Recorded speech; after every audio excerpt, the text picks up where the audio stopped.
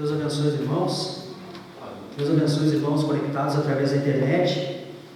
Vamos retomar a nossa leitura da mensagem à era de Esmirna. Na última oportunidade, lemos as páginas 123 a 125. Ali o irmão Brana continuava falando sobre o novo nascimento, sobre o batismo do Espírito Santo e o novo nascimento. E ele diz que receber a Cristo é receber o seu Espírito. Receber o seu Espírito é nascer de novo. E nascer de novo é ser batizado com o Espírito Santo. Naquele tempo, havia muito a doutrina pentecostal, creio que eram eles que ensinavam, e hoje também existe, aqueles que ensinam que o nascer de novo, o novo nascimento e o batismo do Espírito Santo são duas coisas diferentes. Quando você vem a Cristo, você aceita a Cristo, você recebe a Cristo, você está num processo chamado nascendo de novo, ou tomando uma decisão, e que após isso, então você é batizado com o Espírito Santo, como se fossem duas coisas diferentes. Mas o irmão Brana disse que receber a Cristo é receber o seu Espírito, e receber o seu Espírito é nascer de novo. Se você nasceu de novo, é porque você recebeu o Espírito.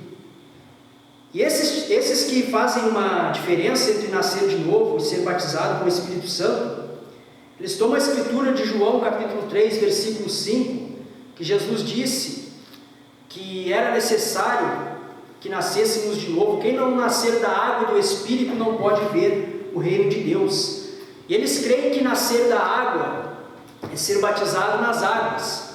Então ali você nasce de novo. E depois você nasce do Espírito. É batizado com o Espírito Santo. Mas não, o nascer da água é nascer da palavra. Em Efésios capítulo 5, versículo 6 diz: Vós maridos, amai vossa mulher, como também Cristo amou a igreja e a si mesmo se entregou por ela, para santificar, purificando-a com a lavagem da água pela palavra. Então a água aqui em João 3,5 é a palavra. Não é que você se batiza, então você é nascido de novo. Não, o batismo é só um ato de confissão, que você está crendo em Jesus Cristo. Então você confessa aquilo através de um ato público. Então você se batiza. Mas aquele é o primeiro passo. Você ainda tem que passar por justificação, passar por santificação, para então receber o Espírito Santo. E destas três coisas, disse o irmão Brana, consiste o novo nascimento: justificação, santificação e batismo do Espírito Santo. E o irmão Brana diz que é depois que você crê que você recebe o Espírito Santo. As pessoas creem, mas elas param aí. Você recebe o Espírito Santo depois que crê. Não é quando você crê que você nasce de novo. É depois. Você se batiza, mas você não pode parar aí. Você tem que continuar sua caminhada, pois é depois que crê que você recebe o Espírito Santo. A primeira palavra de instrução que Pedro deu no dia de Pentecostes, quando ele foi perguntado: o que faremos, varões e irmãos? Ele disse: arrependei-vos e cada um de vós seja batizado em nome de Jesus Cristo para perdão dos pecados, e recebereis o dom do Espírito Santo. Porque a promessa vos diz respeito a vós, a vossos filhos e a todos os que estão longe, a tantos quanto Deus nosso Senhor chamar. Estas instruções que Pedro deu foram uma resposta direta para o que estava acontecendo ali naquele dia de Pentecostes. E o que estava acontecendo ali? Deus estava cumprindo a sua palavra de Joel 2, onde ele diz que nos últimos dias ele derramaria do seu Espírito sobre toda a carne. E vossos filhos, vossas filhas profetizariam, teriam visões. Aquilo foi cumprimento daquela escritura. Pedro estava respondendo, dizendo que aquilo que estava acontecendo no Pentecostes era o cumprimento daquela escritura. Mas aquela escritura tinha sido dada há milhares de anos atrás. E ali havia sido dito que ele derramaria do seu Espírito.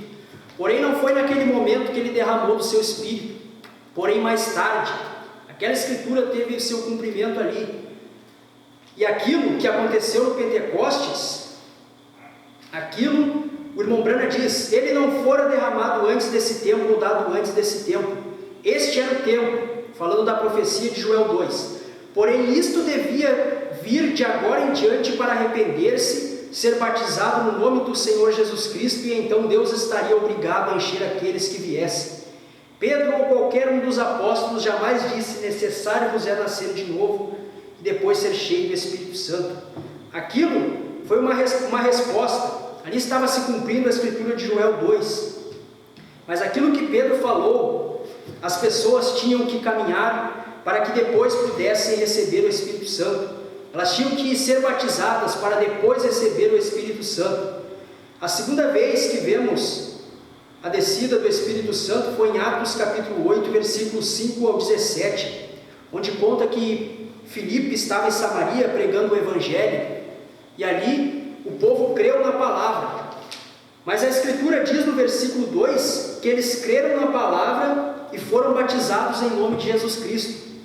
Mas também diz no versículo 16 que Pedro e João foram enviados para lá, porque aqueles que tinham crido e sido batizados em nome do Senhor Jesus Cristo não haviam recebido ainda o Espírito Santo.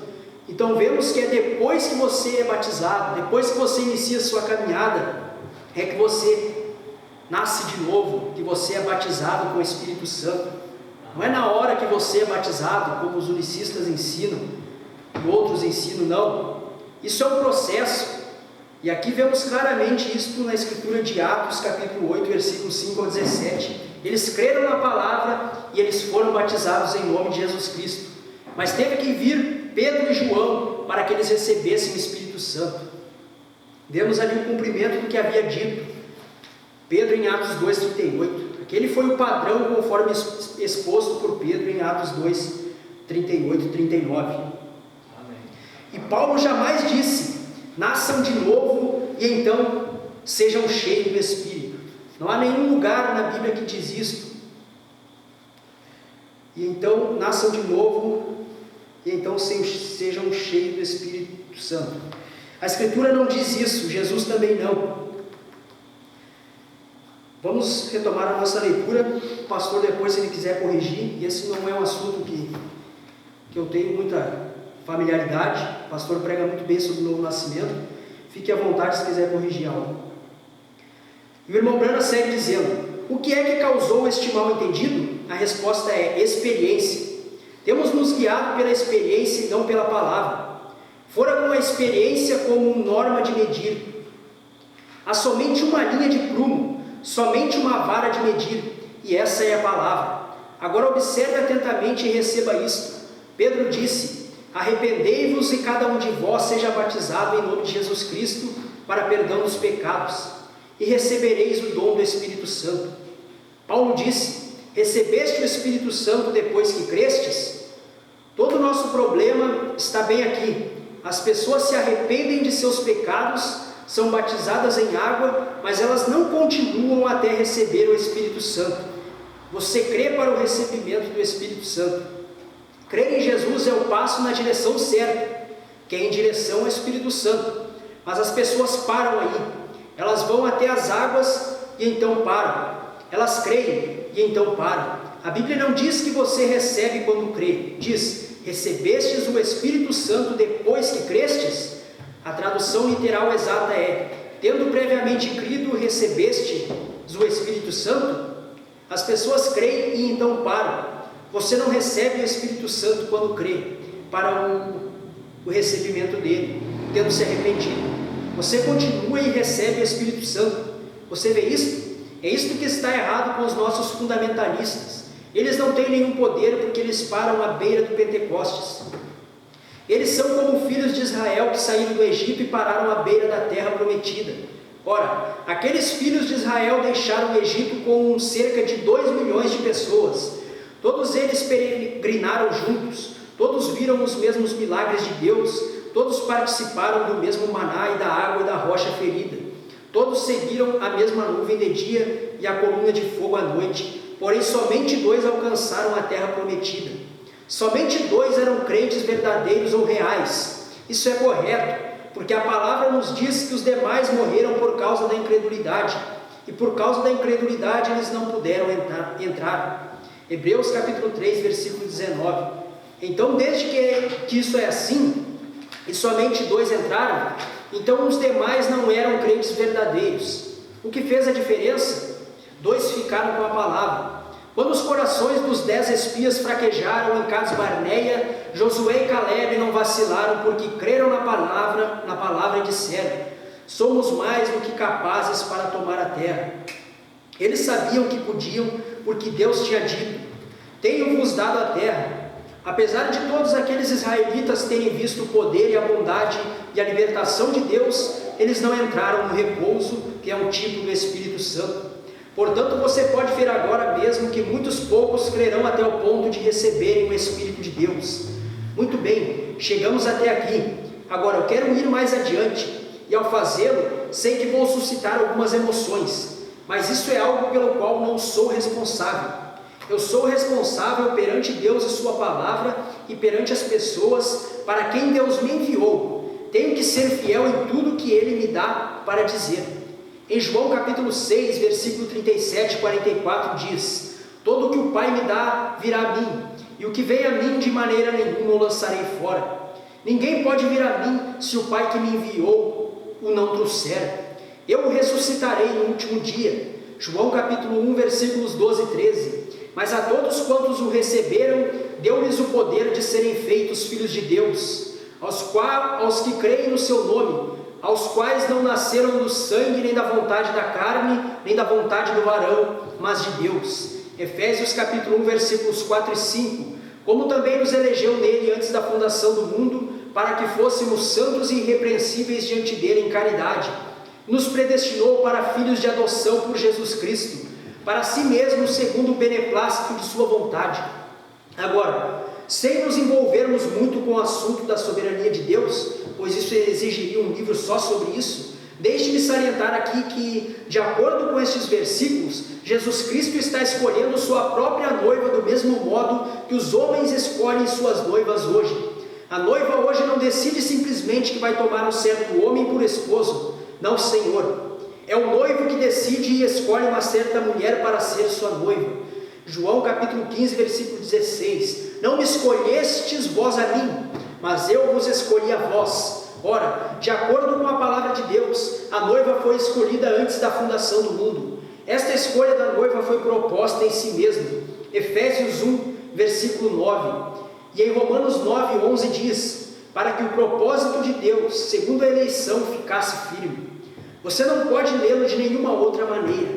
O propósito íntimo, o eterno propósito de Deus era tomar uma noiva de sua própria escolha. E esse propósito estava em si mesmo, e sendo eterno, foi decretado antes da fundação do mundo. Observe atentamente agora e veja isto. Antes mesmo que houvesse uma partícula de poeira estelar, antes que Deus fosse Deus, Deus é objeto de adoração e ninguém estava lá para adorá-lo, porquanto naquele tempo ele era apenas potencialmente Deus. E ele fosse apenas conhecido como Espírito Eterno, a noiva já estava em sua mente. Sim, ela estava. Ela existia em seus pensamentos. E o que você me diz a respeito desses pensamentos de Deus? Eles são eternos? Não são? Encerramos na página 127.